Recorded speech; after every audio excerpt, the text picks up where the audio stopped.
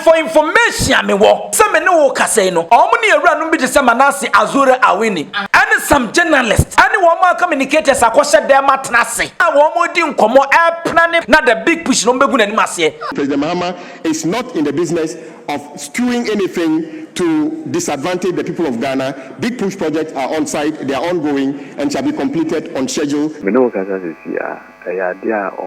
Mahama, America, New York, Abontin. So, in some way, phone you know, Koba, Epium Emma, Jumadi, Sanso Francia, and summer echo so oh my Ghanamu. Yadini nyina ebre ahefo eno achi no abusua pani kawu so adwomi awuransem nim wabiebie nsem nim na mfe no yedi mu nkomo after set minority in parliament omobe press conference edi nkomo efa big push ne ho no road minister ababonten ababe cheche nsemu eri nsem bebre ena tudwa quick one yebebawuram na yedi mu nkomo eno da nchen a his excellency John Dramani Mahama akopiem ewo US brochimemuna na etwase okọ Lincon University na oniomo ekodi nkomo eno chi no ai wo de kata babonten se wo mama mpani John Dramani Mahama emma ho emma mekasa ne nyina ne se emema ne mema emma ne manhye mudie no mampani mpese obegi atum eno chi no Ghana fo edi nkomo Ghana fo ekasa Ghana fo se ai sa yebeji wo yatum ena US fo bema mampani kwan ma na kasa dia ene he ne ha yenso yenyi ntumba quick one information bebre ere freche eba baransana no yenkoni yekotie nkomo a ai road minister edi afa big push no unse minority na babonti echeche nsemu se asa dwomama ne na ban big push no ombese omudi diska kana na bi pese koso wo baabi but then road minister trensemu quick one yenkomra ne koba abusua tanasia oba be biebie nsem nim. All that we are doing with regard to the big push project are already on our website, so we are not concealing any information in terms of the description of the project, the scope of work, the name of the contractor, the day the contract starts, and when it's expected to be completed is there. So nobody has gotten a scoop, and indeed, Mr. Speaker, there is no scandal about the big push. Big push project was approved by this House, and we shall make sure that it delivers to the people of our country. Mr. Speaker, we have also reached an understanding with the Ghana Institution of Surveyors to develop a local capacity of members to be licensed as independent value for money auditors. Mr. Speaker, it is important to point out the deliberate falsehood that rely on simplified metrics such as cost per kilometer without considering the scope of works. Mr. Speaker, for the avoidance of doubt, under the recent leadership of President Mahama, road projects have not been unjustifiably suspended or terminated. The huge unpaid debt of over 40 billion has also received attention of the government. Over 11 billion has been paid so far to contract all awarded or inherited from our brothers from the other side. The government has not abandoned any ongoing project. Mr. Speaker, indeed, the Accra-Kumasi bypass project have not been abandoned. Indeed, we have completed one of the lots and have taken it over.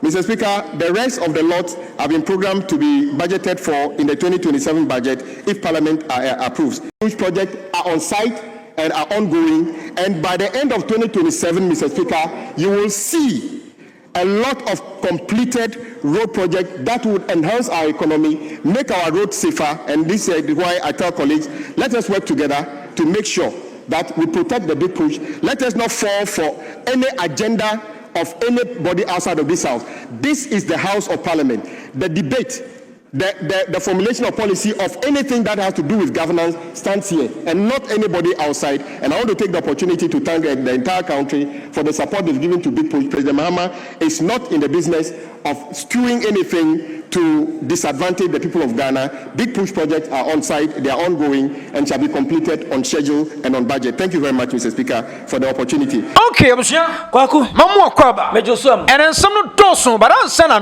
and come on, road minister Eddie, quick one. Iyamungu answer a road minister Bofu. Because on command minority for no be no or who say yes and a quick one. Okay, Mamena na yentia ya phone sunyina.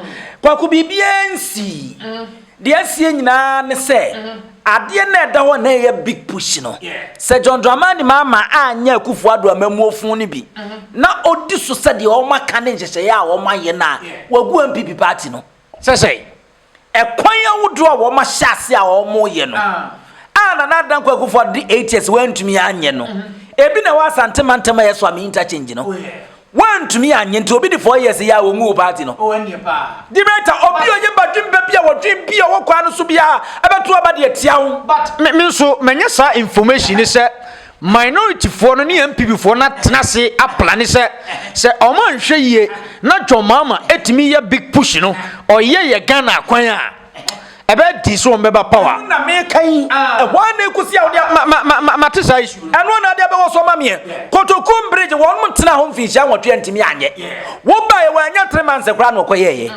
so am interchange mfinhia nwotwe wantumi anye wo ba ye wo to aso a wo yo ofanko ne nsa wo madu agiri wo ba ye wo guso a wo ye kwan no sa wo do ani kire ma sampa domatu sampa wo guso a wo ye kwan no na no no ani kutra bisa hwemienu sancha mo de kokohweye kona gure ada rules e wo ga na atwa ho asia papa ne guso a wo ye enti ada na wo se dom kuma ye tenase na ye mpen wo sem bi ne ye mpa sem bi nka amfa big push no na ye mu big push na ni mase. And for information me wo it has been alleged some me no kase no omuni ewura no bi de se Manase Azure Awini and some journalists and wo ma communicators akose dem matnase wo mo di nkomo epna ne pekwan yom befa so mbeba abonten na the big push no mbegu nani mase na ya Ghana 4 time the brighter so already entia ama eye wo so for re kwa na kwantem ponsem si governance Kwame Agboza na ni abre no wo bia de dom kuma ne ka nyina ne se so sourcing o mana ye mra bia friend say procurement eye kwan a ane nhyehyɛ ya sa ban pese wo de contract djubedie bi ma obi no ya e wo sa wo fa so enu mu no se wo fa so a watomra enu nti wo biem na de to sa Ghana ye microphone wei ye pe obi ama na beto na ayaba gani brighter media ba aya busia media ba aya mercy media ba obi ade ne contract ne nhyehyɛ de aba na fame wo matan so no say ye hu eye no ye hu say brighter media na ne nhyehyɛ ne bebo man Ghana enti ye de ama no je so wo mabiem ama companies ahodo e de wo mo be de aba eno ne procurement ne procedure no ana ye free bibi so sourcing eno na donkuma na ka no so sourcing ne say ye miem amfa microphone na anto abonten say obi ofri so sefata wo pesa auto microphone wo betimi de adwuma bia no fa be de bra na ye na mum ye mu di ne ase da bi microphone de brighter media ne pesa de ma wo mo na omo de ye adwuma eno nti yaje wo mu sika de amo mo eno ni so sourcing no na eno ana dom kuma no kire mu a abai bi push na wo ye no no bebre kwa abai na bu nani de aguso a ni nyina da wode ama so sourcing a wa miemu amfa anko afei ekatwitwi de ni sikawie bi ade abam ewo ho no eno ana Gavin Kwame Agboza say so woko big push no website wo mu di every details ene mo ye nyina ni nkyerɛkyerɛmu ane ni nhwehwɛmu ene mu nka nko nyina de akwa akogu ho no a omo nya ka na se kyemfa akwabu akwan bia so ebiem so sourcing no procurement mranda omoye de ato ho no entia so sourcing de etia ne se wanfa kwampapa so na appropriate quarters ye won manfo mani anhwemu no mansan but then what is going on no enim de foni ntini adwo ro mo aban no a won ska bie wo mu enim de no won nyina de won nsa hyase and about 44% no won ade ama so sourcing over 400 contact no won aye procurement a won ye na de enti won de ma 44% de ma so sourcing no ni nkyere mu ni wo say so always said the akwan ni bia si atete na wie sa mo akoni aduo na sa o ma kwan se procurement procedure na a delay process no afa enu se ye nko wia wonya contract ade be ma no no na mebo no nso hurihuri na ekoso but aban ni penanimu animu intentem so the source 2027 on be wie bi enu nti no ehun ya se ye procurement procedure na emu ye nso sourcing aban ni contractor office so betumi aye adwuma no na ode ama no enu nti na 47 no wo mo de ama contractor a wo mo ye no no ekwan bi te se ofanko ana afeye yenia uko asante region so am interchange ensa wo madu agiri no no wo mo ba no mo be hyemu kena omo mfa ma obi foforo ene omo nkotu esika foforo bia na omo be hyem kena wo omo hwese ne be ye niam be konkan ye asem ni nkyere mu nyina ni di brata na no na don kuma na trase ahwedin say wo ma hu say di brata ya de fa koko amfa say ya ta Asante regional minister amfa because ya the 25 million US dollars ama jan kroma so mfanye painting amfa akra ne ba ye no no wo ye ne fidi eno nti yempa subo bi ne yemfa mo no enti na me no ka say okopie mu Manchester atom so so mbe organize Soloku festival I talk of the town pressure boy ne dey ma wo mo Asante mantam ne Ghana ano oden enti was say force them and they will play nonsense and they say we share Barcelona Once Barcelona tactics no, yamfa born into form, yam pass. Ti so ye team na ne kobo. Na yin na wadwe sa won ne be ko ne sa na. Oh, ba kire wo. Ji so bonu bi go gan wo biri won mani so. Enu bi na Franka mako ye ne ndisi aban ye NPP no. Wo mu buga mo mani so biri wo mo. Eti wo mo bo nonsense. Edi hwede obi ti se ye wra no dom preko gira kokoo fo mo kan ye. Ase won ko school da ase wonwene. Ase serial caller na e kasa. Ebi na e ko so Manchester Soloku festival. Enti ene no wo be so mu ye bibia se ne be ya. Aban ne mo mo ye no kokoo amfa. Aya Asante regional amfa. Ya de ko Sami Jamfi ho amfa. Gold board no wi sika na sika ya ton gold na ayira amfa. Eti ene no e wo so wo mo hye. John Dramani Mahama de private jet na etu kwan Ghana fo anto. John Dramani Mahama akoto private jet Ford ya kuma na busuafo Ghana fo so mu ye nkurasefo. John Mahama akoye sei amfa. Nanse ya wo mo se Sami Jamfi ayire nso akobie gold shop e o Dubai eno nso amfa. Enti yamre fie. Ni yentina fie. Na ne kwan na wo mo se big push na wo mo ye no yemfa bibi nto so na yenwe sesebe wo mo madwiri mu enno no ada bia yetimi dada wo mo no so mbetimi ato idea na enu nie enu nso na kwa me gboza waba abonte a waba kire mu no wo se tro bia ni wewum kana se chie bia ni wewum mo na emum se ye pa ne ntam so no ma ye adwuma pa ade amantin enu ti no anje chemu aduanan nan wo mo de ama so sen se wo mfena ni kutu awisi nhwemu se de be ye abebo moden na mo aduanan nan na se 56% wo ma kwa procurement ewramo na wo mo abuild no ma ye adwuma di brata enti sansem we na wo mo ka no en wo se fa medical culture se NPP pe kwan o mbetimi afa so no mo ama NDC aban be Ghana fo hi no mo nya akona bibie no abetimi aye se adwuma nche no kwaredie I'm telling you no plans o mo ka so mo kan no kra ade ni ho ade ni ho it makati o se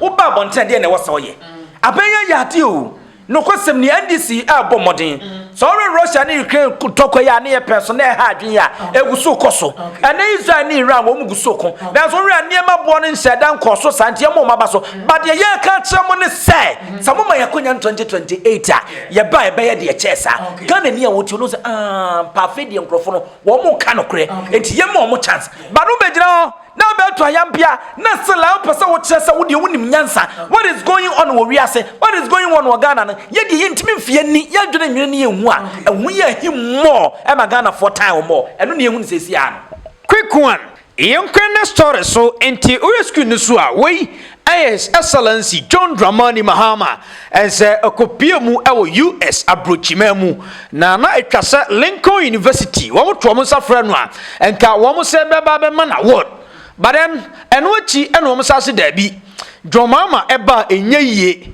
because ensem bebre ne di achi eduru school no so say Lincon University makes last minute U-turn on plan conferment of honorary degree on President Mahama over anti-LGBTQ bill in Ghana's Parliament. Abusia, chim charifo. Dear walker in any. Sir John Dramani Mahama, amanse gubata United Nations, UN enra wokoye. Comment speech and no kwasem ni obi a so dina born in some man no nanka Lincon University ya ene Ghana wo twaka enam ye mampanyi dada osaje for Dr. Kwame Nkrumah no ko mo de abaso bode yi ebe ma no a ye honorary doctorate degree anka mo de ebe ma no na wo ma sa atwe asan ni nyina ene se mampanyi John Dramani ma magina ye awo LGBTQ na me no ka se wo hwe se na ebe ya amra hye bedwan be ya niema yie na wasan na Ghana ye ni echiri ye ni tia ne ntie no wo mo de mano a enye yie ebi se e ni pafa ahodie kwaku aya na abrofo frisi ya jimi are abrofo that's what I sent them to do dabi o on say yenua boy bi bembe bi nenam social media no so wo kan sem bi na ya yenti ni ye abrofo free si ye jimi na no make statement bi o say on say heaven no ayese esu bi eni asase so no abrofo no kire ye kwan ye betimi afa so akọ but wo mu krom na ya America UK Canada Netherlands na aye no mu nyina wa asase so de wo mu prevent ye so mu yema Parliamentary. America timi kasa more than 25 countries 70 countries me visa and confirm wo mo So heaven de amusi ye nyina ne ye kọ. wo mo tumi the Bible not to ship mu atimi de abre ye be kire heaven kwan a anya America yonko no tie broni adino broni etimi atena sia amane ma papa ne jeje papa wo mo ye wo country mu no eno de ye hia bi enne me ne wo kasa yie se wo mu o mu po bi a on sese o fa o so mo bo na baso na o mo ja baso bo de tuma eno ana o mo Donald Trump no wan na etietie nipa fa ho die so che Donald Trump o eko a wo hyase wo Israel ni nipa se na wo kum wo mo enkwara se na wo kum wo mo Donald Trump kwa no yesi sa mema ne manhia mu die no Donald Trump ompe o eno de na ni nye ho eti ma fa ho no eti me se ekunya Iran forte wo mo ba bie no obi papa tini krom na so won de ne ma won hwe wo mu yie ti na akwache kwan mfa so hwe ne ma nipa se na Donald Trump wakum wo mu America horom so broni pese wo de na dwen bi ti wa no pese wo di nkwase asem na ayema because wa ya aduro a wutunu mu bia wo baba beto ama no no akon mama otunu mu na aka atwomo wa ya aduro a wonom na se wo kofa wo be mato ana oba no oba da no munya HIV a wo be wa woto HIV aduro na ma no ho ato no e de wusi wonyi ntum wo wasase so no automatically direct and indirectly sani no na oye esi no ama ni pato aka atwom na ma ge fon wa ya akọ na ya kama no wo brasa ni no ma yento ti broni betan wo na se no soso yenso yagituma enye yie we se ne yagituma enye yie ene adwoma ma omra me se yania ne ye coward yan obaga na hanuma ene ma mpanyimfo no wo mo ye coward a wo mo ntumi nyina Zambia kore asotwe a wo mo de amage fo no aye death sentence but wo mo se yenso yade biba a wo mo bu awie ye no yase ai basa sikasam nyai aye me fasa ma wo mo besia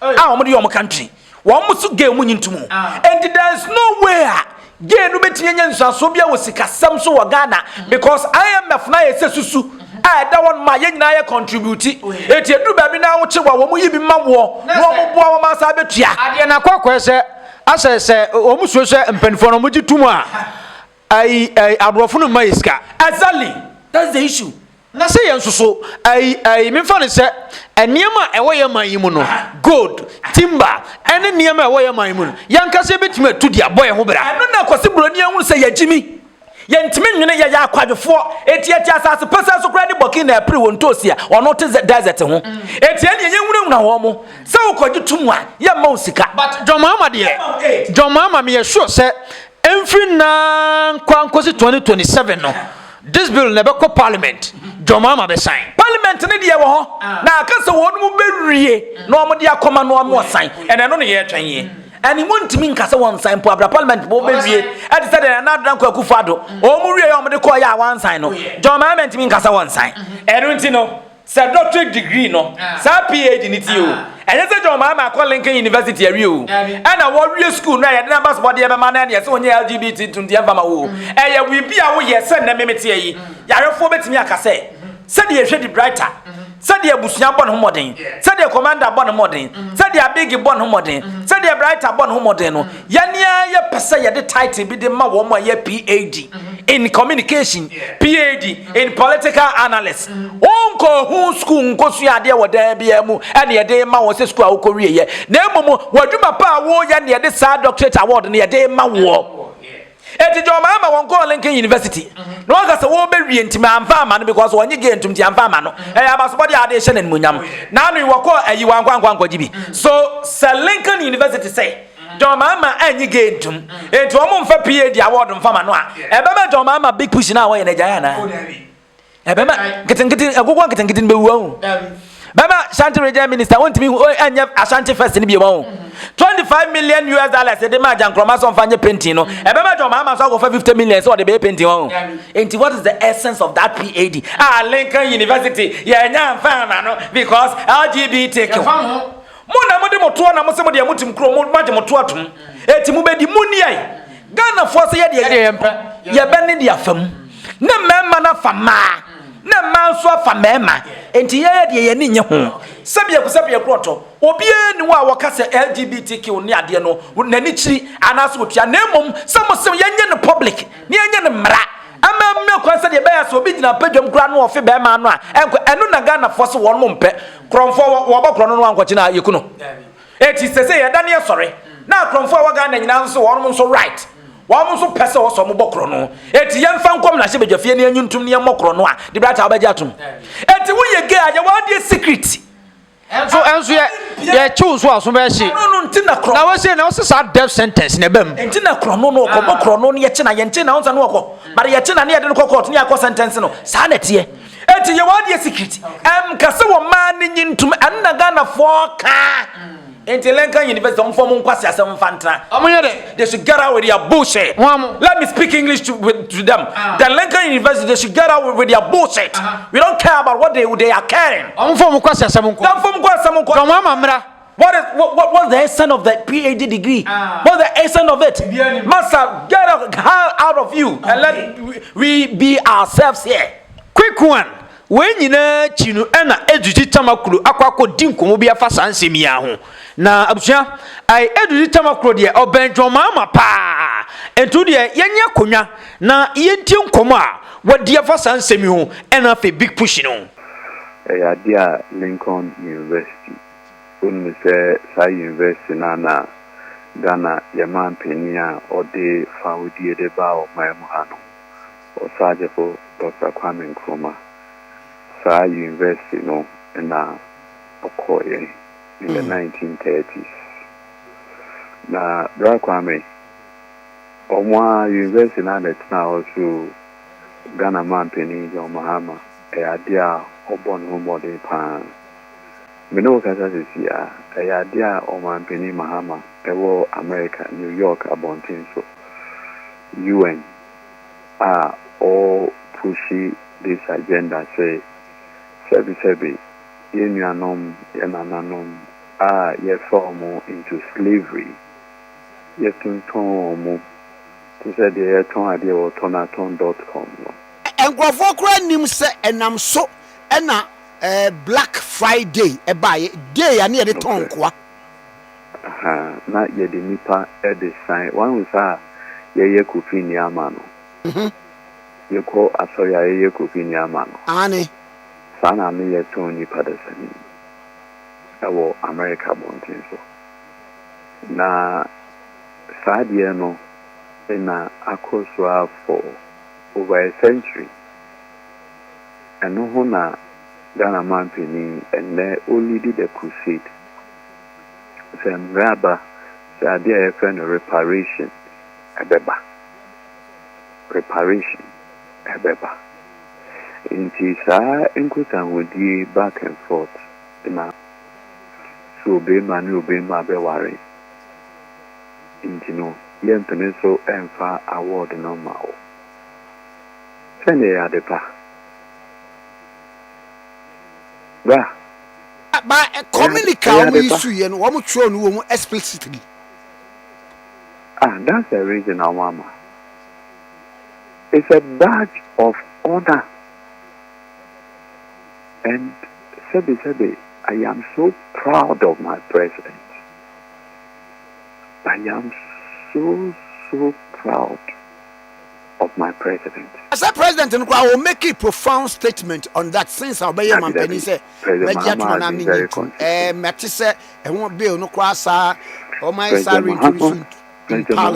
Assemblies of God. President Mahama, Assemblies of God. But making the view very clear, said the position of the Bible and then the position of Sabio, a year on a position. Black woman, so I think when you're there, it's a badge of honor. Say, as a president, what you are projecting the Christian values, the cultural values as a proud son of Indewura Japa. In fact, who kind all the writings of Rantry, Soka Rantry. Mekaipa. He wrote about Ashanti. He wrote about the Northern Territories. Who kind the writings of Tamako. He wrote about the Ashanti Constitution. Sharp Rantry, one of the profound writers and surveyor. What I say? Who kind of writings? There is nowhere say either Ashanti. Na me woni books bi he wrote a cheaper na ono no na ya why no I yes so no buy no he decided to document the culture of Ashantis and the Northern Territories. In our document, nowhere in that documentation, in our who say, was suggesting even remotely that either Ashantis or Northern persons of Northern Territory encourage same-sex marriage. Tabi. In fact, Oshe J.B. Dankwa, the writing, Akan Kashmir law, nowhere does it suggest in his philosophical writings say Akans permit same-sex marriage. That it is culturally, there are no cultural endorsements of same-sex marriage. You can't be culturally sensitive as president of Ghana and openly endorse that. It is a net. Lincon University said, Omone President Mahama Yajin say on Peninsula for same-sex marriage. Hallelujah, Niabeka. In fact, ordinarily, Nanka, CM Famu Mumi, and Kwabon so, and not pay. It is an overwhelming endorsement of President Mahama's position. Saying, dear, in his time as president, Obe Peninsula same-sex marriage. Aji Atisi Ewoma Mahama. I wouldn't you say me borrow the words of then the president and Adam Kufuado, Ebra BBC Fobusa and say so see we live in an evolutionary world. Na said baby be a bit more sorry now one more a champion this cause of this same-sex marriage is bound to happen. When you say Sabreno, a man for the not under President Mahama. It is not bound to happen under President Mahama. Cultural values will be lessened. President Mahama making it abundantly clear, and the idea because so under his watch, simple. It is not open for debate, and Lincon University has confirmed that view about President Mahama. So you'll be out of the peninsula and such a thing will happen. Simple. It is not open for debate. Indeed, for me, as an adherent, as a protégé of President Mahama, I can tell you that I am putting this on as a badge of honor. Check out. As a badge of honor. Na say one cry Lincon free one yanka come because we are giving President Donald Trump one so buy na can say sadie one so as a Christian nti ade no am de on the nka bi nkyere no ne no ye man pe no beka bi a kyere no say for holding that position why Donald Trump na make say yes who so be can say ompene Emma same sex and sa gay nsem no enko. Wam dia o man ka bibia nche ne ye no mbeka bibia che.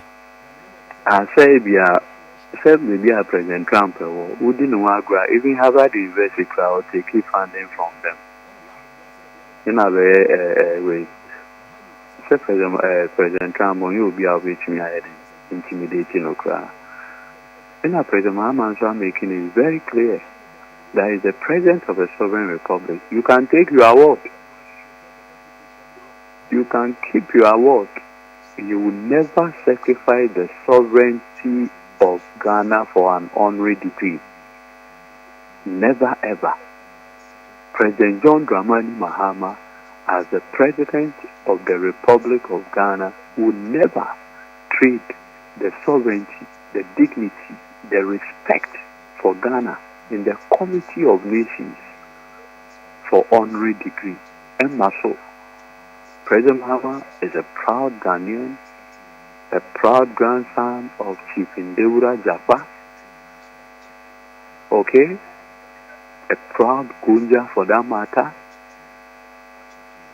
and for the record, was standing up for his African and Christian values. Oh yeah, na yemra enkomo ba kon so asese eje adwan enu a minority for akoye press conference president nani so ade hunu wo the big push no eniema bi wo kra ntwa yie aye so sourcing sika no so kra no so we feeder roads wo mo ya mampani ni ne mpamfo ese wo mo de bi agum enom ni ade ade de wotre ye matters arise in it saying once again, Madam was say, the can say, the countries may I echo honum and energy, or US embassy to see American embassy, or British embassy, UK.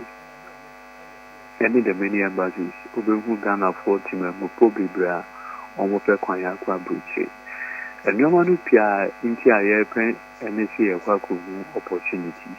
Two, any better infrastructure ecosystem and my more. President Mahama Ebaeno will create a map of Ghana and will break Ghana into 12 zones, economic zones. Most of these regions, the connecting the region to region connection, and yeah, the path. Sabi, Brakwame. When Kai, it be at the last time we moving from Greater Accra to Volta. From Bombaria. Onyafi motorway na Kupie Central University. Hey! Traffic! Which means not traffic. Meanwhile, look at the tourist attraction, aqua safari, and mama a go on. Ni mami do yo ganza di nkomo we fidie so. Hey ya.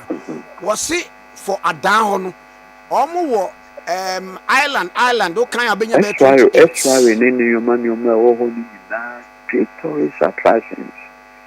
But Brakwame, the unfortunate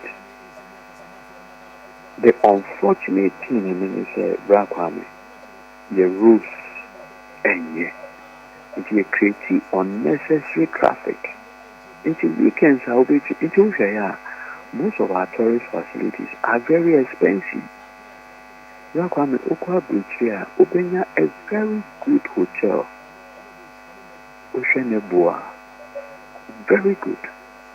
Compared to Ghana, look in China, hotel $150 hotel room. Compared to Ghana, the same hotel room charge on the charge. Why? Because your tourism and everything are a more way. Oko Central Region, very good tourist facility. Oko Axim area, good tourist facility. By Yakwanye, which is President Mahama in opposition, Okaya, manifesto in the edit to the big push. President Mahama by no call Parliament. I can't say big push is going to be a priority infrastructure way. It will comprise road, hospital infrastructure, school infrastructure, among others. Kwame. In a civil society group, a form of 4 prestige. debate to just show Omoko Minister Honor, they could be some questions for information on the big push. And out of the information are all their more to their mind, a certain number of the projects were awarded through sourcing. And for that matter, they do not see why it should be so. And in the conversation, that is the whole thing. And Ushaya, fourth estate, I wouldn't answer my betrayal. And I'm a monitor on my Facebook page. Omo can't say they have seen corruption and not be bisa woman there be. Because first of all, the Public Procurement Act is a 2003 enactment. In fact, Ghana Manpeni, President Ajekungu for sent it to the Public Procurement Act in 2003. That act has survived administrations. Or no, it uses that act, no. President is able to use it. Nana do Danko Kufa and the act is still there. There is a whole express provision on sole sourcing. So far, I have not seen direct evidence say anything untoward has been done, except to say the NDC is being hypocritical. In the past, Omo criticizes sole sourcing. So why are they using sole sourcing? Back when I said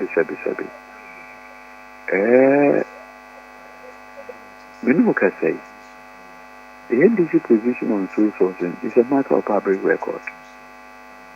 Yet your memoir, I say, oh, and now, the Auditor General appointed by President Anadu Danko Akufo-Addo, a audit of Cocoa rules, a memoir, but it's in you.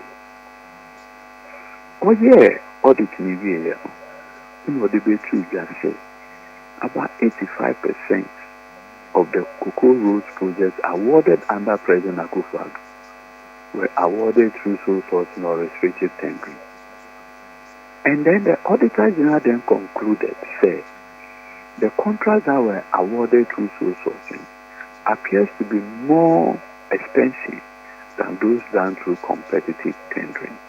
This is an Auditor General appointed by President Anadu Danko Akufo-Addo. So on that basis, in a young NDC for council, no. Then there is a need for value for money. We're clear. Look, and sometimes I just do not want to appear as equalizing. But the evidence is there. It's Sebi. Nyamiti, my senior brother, Honorable Kennedy Osenyako. At that time, I know a deputy rules minister. I respect him a great deal. Niti na no Okasan and say, senior, then are we? You were deputy rules minister. And I think I'm Wakwata now central. And we know the projects that you awarded through sole sourcing. How different are they with the ones that are being done? And this is very important. So President Anadu Danko Akufo-Addo awarded Pokwase, part of Pokwase, Edeko, and so on. Edema Maripoma. Hereby, not plenty issues, and in a year, the different innovation in the compare $72 million of funds at the Marway. So by June this year, all years are quiet. We are coming. Yes, sir, say, when you this are quiet, Eddie Akukuma said that. Last year, the country was our quiet, you didn't want to do anything with that road. It was so terrible. And now I say, President John Dramani Mahama, that Roma, go and see the state of affairs on that road. Go and see the state of affairs. Go and see how well that road has been put together today. Hereby, President Anadu Danko Akufo-Addo now started Kaswa to Winneba. President Mahama or the governance is continuing. Article 36, Directive Principles of State Policy, or say Abayan Oba, to the onyonko asase no Samuel na President Mahama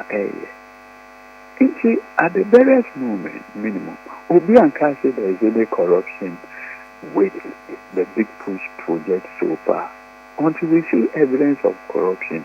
With respect, I'll come back to you and we'll interrogate the said allegation or evidence of corruption. Until then, the big push is a game changer. You know me, the Takwan Chupa, and I love road trip. You see the country for what it is. Mekai using Nararugu, Gambaga to Walawale Road. Prakwame, you do that road. You can see that we owe our people a lot of explanation. Prakwame, just look at the road from Yagaba, Kubori to Fumbesi. Prakwame, we are quite Najo number 1, Najo number 2, Bunkurugu Yonyo, Ediku Pinya Panduri. Yankro for a bre. Share the road from Boga